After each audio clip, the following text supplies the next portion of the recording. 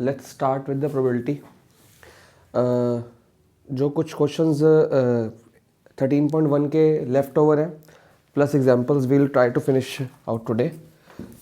ठीक है, example number 5 देखेंगे जिसके ऊपर बेस्ड है आपका क्वेश्चन नंबर 8। मैंने क्वेश्चन नंबर 7 तक होमवर्क दिया था, क्वेश्चन नंबर 8 आप लोग खुद करेंगे क्योंकि मैं एग्जाम्पल समझाने लगा हूँ। अ डाई इज थ्रोन 3 टाइम्स। अगर एक डाई को 3 टाइम्स थ्रो करेंगे तो कितने आउटकम्स होंगे। पहले तो ये देखना है कि exactly number of outcomes in sample space क्या बनेगा। हमने 10th क्लास में 11th क्लास में सीखा था, अगर एक डाई को रोल करते हैं तो what is the outcomes 6। 2 dice को रोल्स करते हैं तो what is the outcome 6 square. तो हमने सीखा कि जितने भी डाइस हो, मान लो एक कॉइन हो, कॉइन को टॉस करते हैं तो व्हाट इज द आउटकम 2। अगर 2 कॉइन हो तो 2 स्क्वायर, 3 कॉइन्स हो तो 2 क्यूब। तो इस हिसाब से एक डाइस में 6 होते हैं, 2 डाइस में 6 स्क्वायर एंड 3 डाइस में 6 क्यूब। अगर आप ये भूल जाओ तो आप ऐसे भी लिख सकते हो, एक डाइस में 6, फिर दूसरे डाइस में भी 6, फिर तीसरे डाइस में भी 6। और हमको प्रोबेबिलिटी में पता है जहाँ पे एंड होता है वहाँ पे हम मल्टीप्लाई लगाते हैं और जहाँ पे और होता है वहाँ पे हम प्लस लगाते हैं। तो क्या यहाँ पे और है? नहीं, 3 डाइसेस, ये भी एंड ये। तो आउटकम्स जो आएंगी 2 1 6। यहाँ पे मैं सैम्पल स्पेस नहीं बना रहा क्योंकि बहुत मुश्किल है। 2 1 6 नंबर लिखेंगे तो बोर्ड में भी जगह नहीं बचेगी ना कॉपी में। तो कई चीज़ें ऐसी होती हैं जहाँ पे आप सैम्पल स्पेस नहीं बना सकते। ठीक है, ओके, आगे बढ़ते हैं। आपको निकालना है a dice thrown from events A and B are defined as below. तो पहले ए को देखते हैं, what is event A. Event A बना लेते हैं 4 ऑन द थर्ड थ्रो। 4 आना चाहिए कहाँ पे? थर्ड थ्रो पे।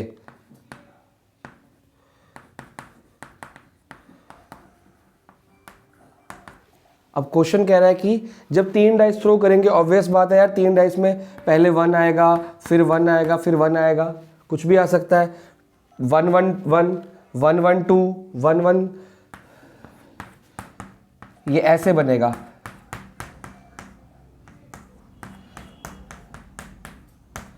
ऐसे करते करते करते लास्ट में 6 6 6 की लाइन बनेगी। ये 1 की लाइन, 2 की लाइन, 3 की लाइन, आप लोग आइडिया लगा सकते हो कैसे, और बुक में एक आई चीज़ गिवन भी है। तो बेसिकली हमारा जो वो कह रहा है कि 4 ऑन द थर्ड थ्रो, कि पहले चाहे कुछ भी आ जाए, मेरे को 4 कब चाहिए? थर्ड थ्रो पे। तो बेसिकली हर लाइन में ऐसे कितने एलिमेंट्स हैं जहाँ पे 4 थर्ड थ्रो पे आ सकता है? बहुत सारे एलिमेंट्स हो जाएंगे। हमें कैसे पता लगेगा कि सर कितने हैं? तो हम उसकी काउंटिंग नहीं लगा सकते, और बुक में भी जहाँ तक मैं देख पा रहा हूँ नहीं है काउंटिंग, क्योंकि एक ही सैम्पल स्पेस के नहीं, क्योंकि बहुत सारे होंगे ना यार। देखो अभी मैंने बना के भी दिखाए, फॉर एग्जांपल 1 1 4 हो गया, और 1 2 4 हो गया, और 1 3 4 हो गया, या 3 1 4 हो गया, या 4 4 4 हो गया। कितना हिसाब, 4 1 4 लगा लो, 4 2 4, मतलब ये तो कभी अंत ही नहीं है। तो कैसे पता लगेगा? चलो हम बहुत सारे हमने मन में सोच लिए। बी देखते हैं, इसको भी छोड़ते हैं। ठीक है, इसकी प्रोबेबिलिटी निकालनी मुश्किल है। 6 on the first, 5 on the second throw. ये बोल रहा है कि जो पहला थ्रो है वहां पे 6 चाहिए, कोई बात नहीं। सेकेंड थ्रो पे 5 चाहिए, कोई बात नहीं। और लास्ट थ्रो पे कुछ नहीं बोला, मतलब लास्ट थ्रो पे एनीथिंग, कुछ भी आ सकता है। ठीक है, तो अगर आप ध्यान से देखो, हमने परमुटेशन कॉम्बिनेशन किया था, वो कह रहा है प्रॉपर एक ही नंबर चाहिए 6, प्रॉपर एक ही नंबर चाहिए 5। इस पे कितने आ सकते हैं? इस पे टोटल 6 नंबर आ सकते हैं। मतलब यहाँ पे एक नंबर आ सकता है परमानेंट 6, यहाँ पे भी एक ही नंबर आएगा परमानेंट 5। यहाँ पे कितने नंबर आ सकते हैं? यहाँ पे 6 नंबर आ सकते हैं, 1 2 3 4 5 6। तो सैंपल्स इस बी के लिए नंबर ऑफ बी जो एलिमेंट्स हैं वो कितने हो गए? 6। ये तो हमको पता लग गया। कैसे पता लग गया यार? यहाँ पे एक फिक्स है, हमने परमुटेशन कॉम्बिनेशन सीखा है, यहाँ पे एक है, यहाँ पे भी एक है। या इसको ऐसे भी कर सकते हो कि यहाँ पे एक नंबर है, कितने में से? 6 में से एक। यहाँ पे कितना है? 6 में से एक। यहाँ पे 6 के 6 पूरे आ सकते हैं। तो 6C1 क्या होता है? ठीक है, उस हिसाब से आगे बढ़े।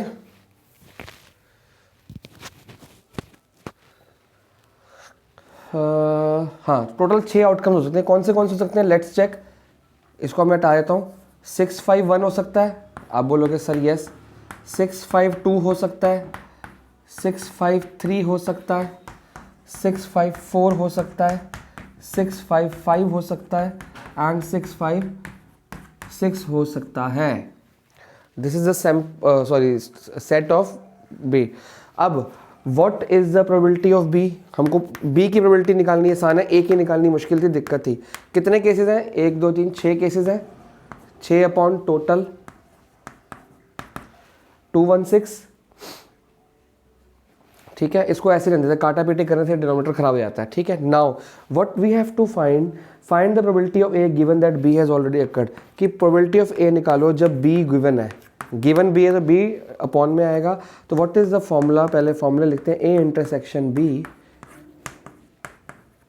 अब बच्चे कई पूछेंगे, जब मैं लाइव क्लास लेता हूँ बच्चे कहते हैं सर हमको ए तो पता ही नहीं, ए की प्रोबेबिलिटी तो पता नहीं, ना हमको नंबर ऑफ आइटम्स पता है, हमको चाहिए भी नहीं, क्या करना है, हमको तो ये चाहिए।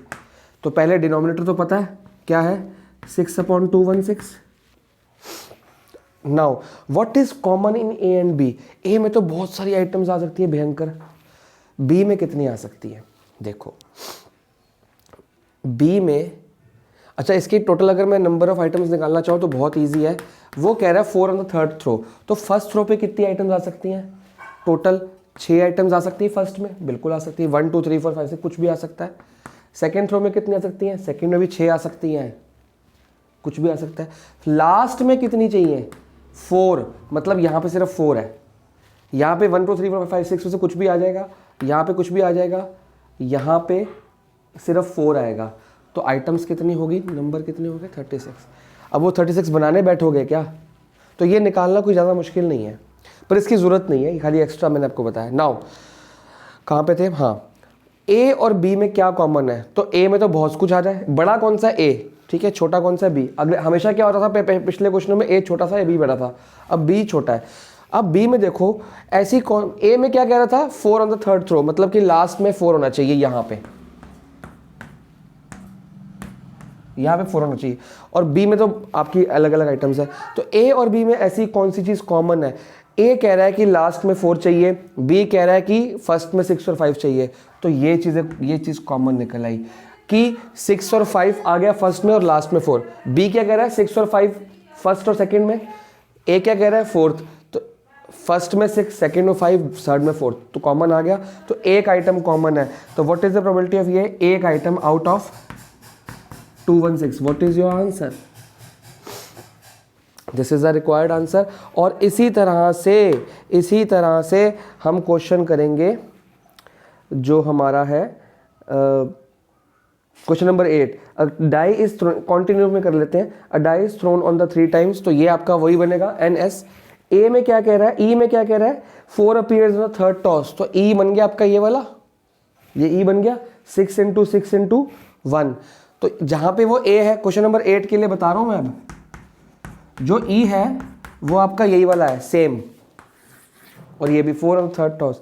और F 6 and 5 appear respectively in first 2 tosses. तो अगर आप देखो क्वेश्चन सेम लग रहा है फर्स्ट, तो फिर क्वेश्चन सेम क्यों दिया है?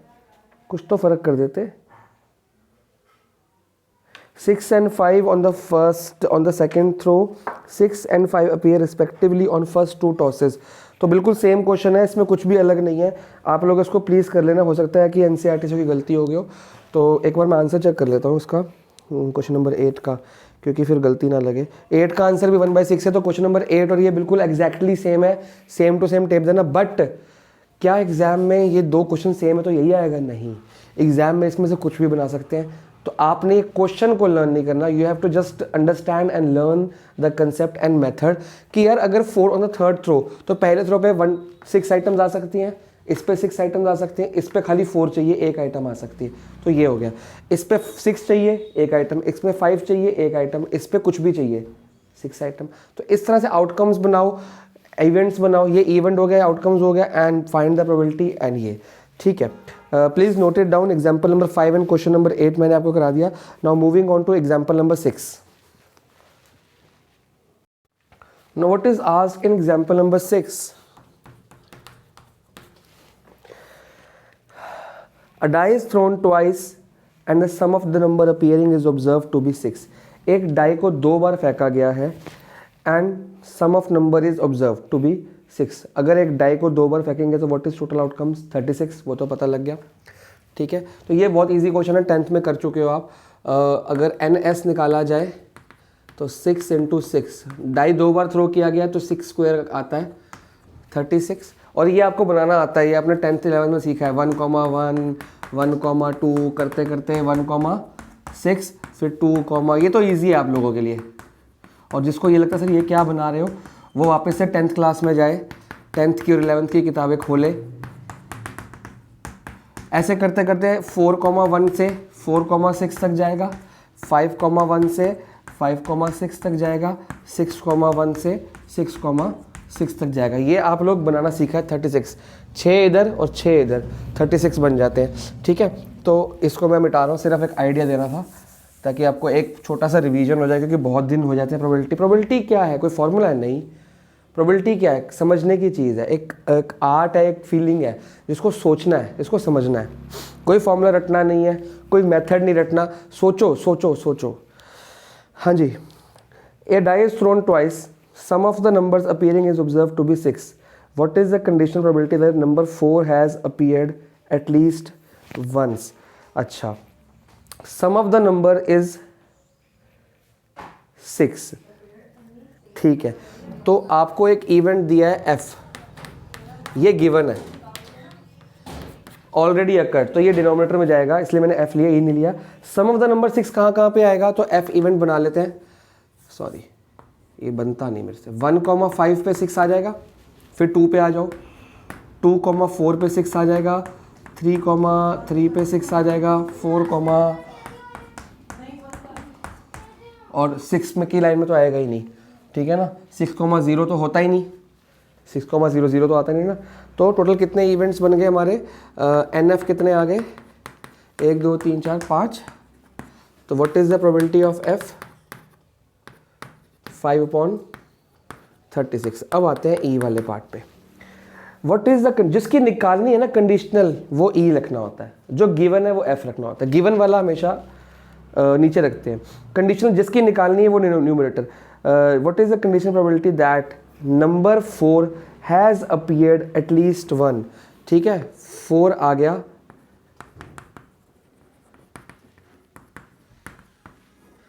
अब 4 एटलीस्ट 1 कैसे बनेगा यार, ये ना बनता नहीं मेरे से। हाँ, आप सही बना है। 4 एटलीस्ट 1 कैसे आएगा, कि एटलीस्ट का मतलब मैंने बता रखा है मोर देन, क्या लिख दिया मैंने, इक्वल टू,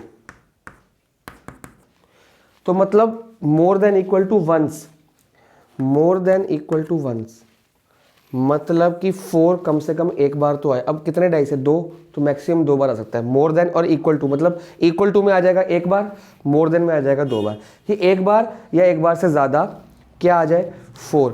तो ऐसे कितने बनेंगे, बहुत ईजी है। पहले 1 की लाइन में चेक करो 4 कितना बार आएगा, एक ही बार। फिर 2 की लाइन, देखो लाइन वाइज। ऐसे कई बच्चे क्या करते हैं, सर ये लिख लो, ये लिख लो, तुक्केबाजी, उसमें तुक्केबाजी में कुछ छूट जाता है। आप लाइन वाइज लिखो, सीरियल वाइज। पहले 1 की लाइन में 4 कितनी बार आता है, एक बार। 2 की लाइन में कितनी बार आता है, एक बार। 3 की लाइन में कितनी बार आता है, एक बार। क्या एक बार लेना है, यस, एटलीस्ट है, मतलब मोर देन। अभी हम इक्वल टू वाला ले रहे हैं, इक्वल टू 1, फिर मोर देन 1 भी ले लेंगे। ठीक है, 4 की लाइन में कितनी बार आता है, 4,4। अब ये देखो मोर देन वाला भी आ गया। इक्वल टू 1, ये एक एक बार आ रहा है। मोर देन 1 मतलब 1, इक्वल टू 1 मतलब एक बार 4 आ रहा है, मोर देन मतलब एक से ज़्यादा बार, तो एक से ज़्यादा बार आ गया। 5 की लाइन में चेक करें 4 कहाँ आता है, 6 की लाइन में। अब खाली हो गया कंप्लीट, नहीं। 4 की लाइन में ये चेक किया, 4 की पूरी लाइन भी तो है, 4,1 4,2 4,3 4,4 एक बार ले चुके हैं, नो रिपीटिशन, ये हम पढ़ चुके हैं। 4 की तो पूरी लाइन ही होगी सर जी, ये लो।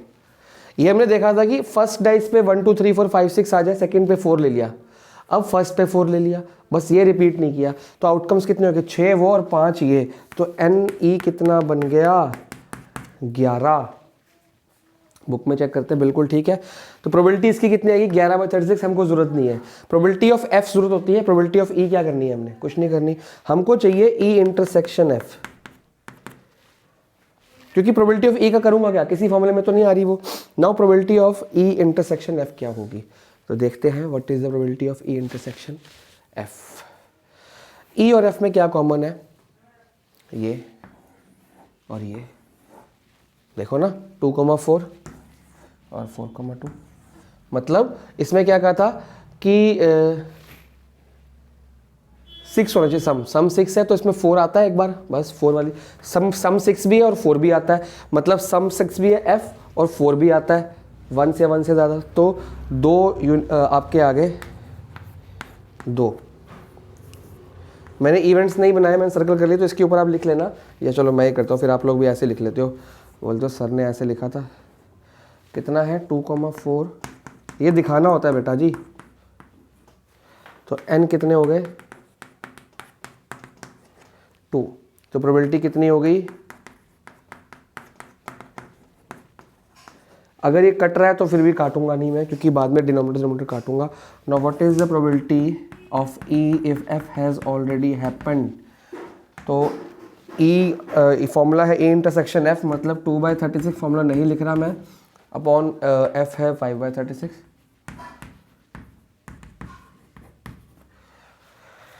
ये आपका आंसर होना चाहिए, बिल्कुल सी आंसर आ गया। बुक में से आप हेल्प ले सकते हो अगर आपको कोई चीज़ समझ ना आई तो।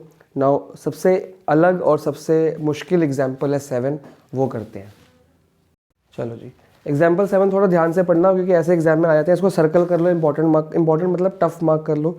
Consider the experiment of tossing a coin, एक कॉइन टॉस किया गया, if coin shows heads toss it again, if it shows tail throw a dice. तो पहले सैम्पल स्पेस बना लेते हैं।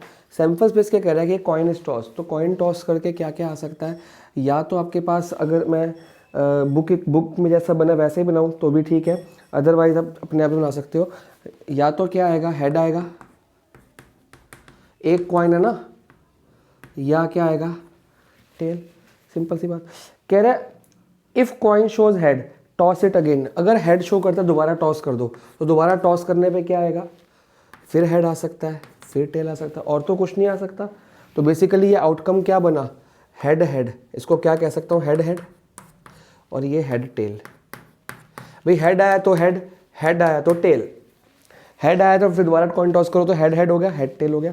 आगे बढ़े, आगे कह रहा है फाइंड द, अच्छा अगर टेल आता है थ्रो डाई, अगर टेल आता है तो डाई थ्रो करेंगे, तो टेल आने पे डाई थ्रो करेंगे, तो डाई में क्या आता है 1 2 3 4 5 और 6। तो आउटकम क्या बना, टेल 1 टेल 2 टेल 3, ऐसे।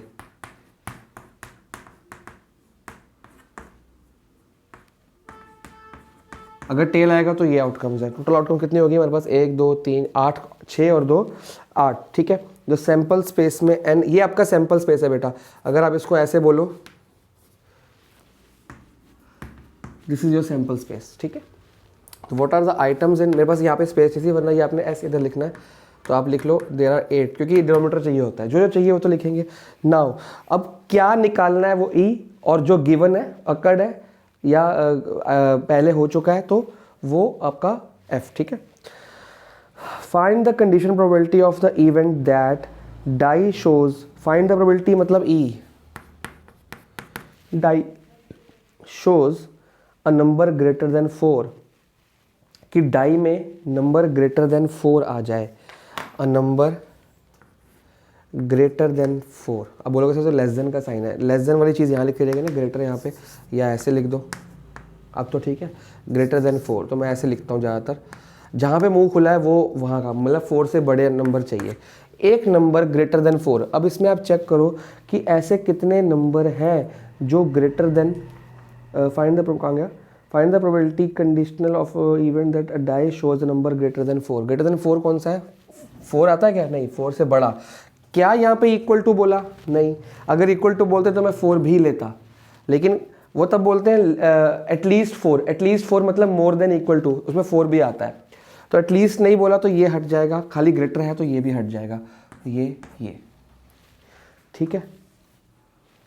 तो आपका ई इवेंट तो बन गया G T comma sorry T comma 5 and T comma 6। अब आप ध्यान से एक बार देखेंगे कि जो आपकी प्रोबेबिलिटी, हमको ई की प्रोबेबिलिटी चाहिए क्या? नहीं चाहिए। हमको ई का नंबर चाहिए? नहीं चाहिए। हमको ई के बारे में ना ही हमको ये ई चाहिए, ना ही हमको प्रोबेबिलिटी ऑफ ई चाहिए, क्योंकि ई तो हमारा ऊपर कॉमन में आएगा। तो सिर्फ ई का जो आपको ऊपर रखना होता है ना, जो आपको निकालना होता है, कंडीशन प्रोबेबिलिटी इसके निकालनी होती है, उसका ना तो नंबर चाहिए होता है ना प्रोबेबिलिटी चाहिए होती है, क्योंकि हमको at last E intersection F चाहिए होता है न्यूमरेटर में। हाँ, डिनोमिनेटर का हमको एफ भी चाहिए, एन एफ भी चाहिए और पी एफ भी चाहिए, सब कुछ चाहिए। न्यूमरेटर का नहीं चाहिए होता क्योंकि अभी तक फॉर्मूला सीख चुके हैं। तो उस हिसाब से हम करना शुरू करते हैं। पहले एफ बनाते हैं। Now what is F? किधर गया F? Given that there is at least one tail, कि कम से कम एक टेल होना चाहिए, एटलीस्ट वन टेल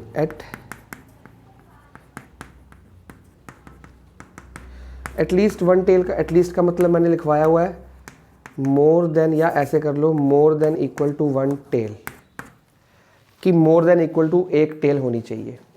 अब एक टेल कहाँ, एक tail more than equal to मतलब एक या एक से ज़्यादा। पहले एक देखेंगे फिर उससे ज़्यादा भी देखते हैं। तो एक टेल कहाँ पे? पहले यहाँ पे चेक करो क्या टेल है? नहीं। क्या यहाँ पे टेल है? बिल्कुल है। एक आउटकम है एच कॉमा टी।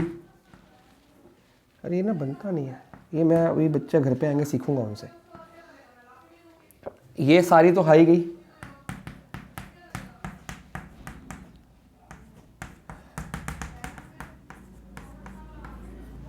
ठीक है।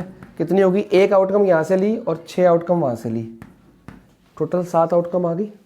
लेकिन नहीं, थोड़ा सा इसको और मॉडिफाई किया जाएगा। ध्यान से देखना जी। लेकिन इसमें ऐसे नहीं करते कि सर जी ये 2 आ गए या 3 आ गए, नहीं।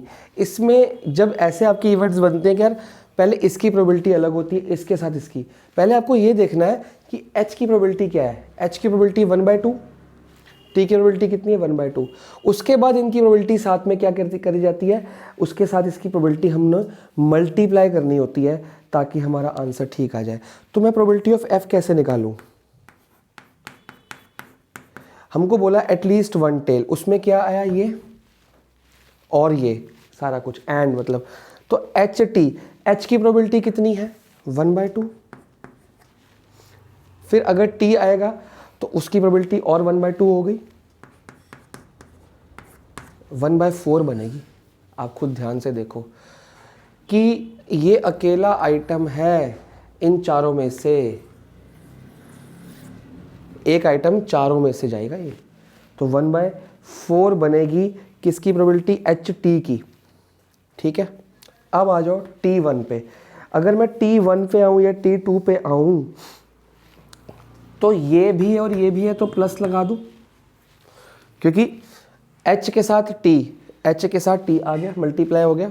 अब T के साथ, T की प्रोबेबिलिटी अकेले की कितनी है? 1/2।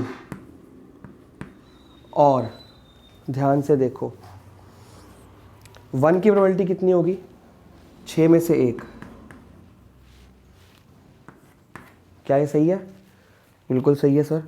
फिर T2 की प्रोबेबिलिटी कितनी होगी? 1/2 इंटू 1/6। ये सारी T3 की कितनी होगी? 1/2 इंटू 1/6। ये सारी ऐड करनी है। तो क्या मैं ऐसा लिख सकता हूँ कि जी T की प्रोबेबिलिटी कितनी है? ये यहाँ से लेके यहाँ तक T की प्रोबेबिलिटी कितनी है? 1/2। और ये सारे लेने हैं, इन सब की प्रोबेबिलिटी इकट्ठी कर दो, 1 2 3 6, 6 के 6 लेने हैं, बिल्कुल 6 के 6, T1 से लेकर T6, तो 6 के 6 ले लो। ये H की प्रोबेबिलिटी है, ये नीचे वाले T की प्रोबेबिलिटी है, कि पहले H की प्रोबेबिलिटी 2 में से एक बार, T की प्रोबेबिलिटी फिर 2 में से एक बार, फिर ये T की प्रोबेबिलिटी है ये वाले की 2 में से एक बार, और सारे चाहिए 1 2 3 4, 6 के 6, 6 में से 6 सारे चाहिए। तो अगर मैं इसको ऐड करूँ, आप बोलोगे सर ऐसे क्यों किया है, क्योंकि जब फ्लो चार्ट बनता है ना, आउटकम का भी आउटकम, आउटकम का भी आउटकम, तो आपको ऐसे करना पड़ता है। This is the rule of probability की मल्टीप्लाई करके निकालना पड़ता है। आप ये नहीं मानोगे सर टोटल आउटकम तो ये है ना, आपको उसकी प्रोबेबिलिटी अलग, इसकी प्रोबेबिलिटी अलग चाहिए। तो ये आ गया 1/4। बुक में अलग मेथड है, आप कंफ्यूज ना हो जाना उसको देख के, इसको आप कर लेंगे तो ये 1/2 आ जाएगी। Let's add and check it from the book. ये 2 1 2 प्लस 3/4, ठीक है। अब आपको कॉमन निकालना है ई intersection F. What is E intersection F? जो ई में भी आता है एफ में भी आता है, तो ये दोनों ही हैं, यहाँ भी आता होगा और यहाँ भी आता होगा। तो दो ऐसे हैं जो है, अब आप बोलोगे सर 2 ना 2/8 नहीं, फिर से इनकी प्रोबेबिलिटी, टी की प्रोबेबिलिटी कितनी है, T5 T6, पहले तो केस बनाओ T5 और T6। Now probability of T कितनी है 1/2, ये दो में से एक बार आएगा, ठीक है। नाउ इनटू 5 की प्रोबेबिलिटी और 6 की प्रोबेबिलिटी, 5 भी चाहिए 6 भी चाहिए, तो 6 में से 2 बार, ठीक है जी, 6 में से 2 बार, तो ये आ जाएगा 2/12। मैंने काटा नहीं क्योंकि वो बाद में कटना है, ठीक है। 2/12 आ गया। फिर आप अपना फाइनल आंसर मैं यहाँ पे निकाल देता हूँ छोटा सा। प्रोबेबिलिटी ऑफ ई जब एफ हो चुका है तो formula E union E intersection F 2/12 upon probability of F 3/4। तो ये घर पे भी एक क्वेश्चन होमवर्क में दूंगा, ट्राई करना, नहीं हुआ तो मैं आपको करा दूंगा, डोंट वरी अबाउट दैट। हाँ जी, कहाँ पे थे हम, यहाँ पे। T5, टी कितना आ रहा है, 2 में से एक बार, 5 और 6 दो नंबर चाहिए, 6 में से 2 बार, 2/6, ठीक है। तो ये कट जाएगा, 4 1 ज़ा 4 3 ज़ा, तो we are left with 2/3 into 1/3। तो ठीक आ गया आंसर, मेरे को लगा गलत आ रहा था। तो बुक में आप चेक कर सकते हो, this is your deserving answer. Now your homework. Video छोटी बना रहा हूँ मैं क्योंकि मैं चाहता हूँ आप खुद ट्राई करो, हर बार के बार मैं ही क्वेश्चन करी जा रहा हूँ तो आप लोग उसको टेप ही जाते हो, खुद के एफर्ट्स नहीं हो रहे। मैंने आपको क्वेश्चंस कराए थे 7 तक और उसके बाद 11th और 12th दिया था। आपका क्वेश्चन नंबर 8 से लेके क्वेश्चन नंबर, मतलब पूरी एक्सरसाइज होगी, इसमें कुछ भी डिलीटेड क्वेश्चन नहीं है, टू क्वेश्चन नंबर 17 आपने कंप्लीट करना है आज के आज ही, एक दिन में ही। कल मॉर्निंग में सिमिलर इसके doubts plus next exercise multiplication theorem वो साथ में आ जाएगी। इसके डाउट्स एक आध हुआ तो मैं पिक सेंड कर दूंगा, और अगर समझाने वाला अगर ऐसा क्वेश्चन डाउट में आ गया तो मैं पिक सेंड नहीं करूंगा, आई विल एक्सप्लेन इट। और ऐसा क्वेश्चन है कौन सा मैं आपको बता देता हूँ, हो सकता है आपका डाउट निकल आए। ऐसा क्वेश्चन है 15th क्वेश्चन है, ठीक है, ऐसा क्वेश्चन 15 तक हो सकता है डाउट निकल आए, तो मैं आपको कल की वीडियो में आई विल एक्सप्लेन इट, ये डाउट और साथ में वो क्वेश्चंस मल्टीप्लिकेशन शुरू करेंगे, ठीक है जी। That's all, please complete your homework.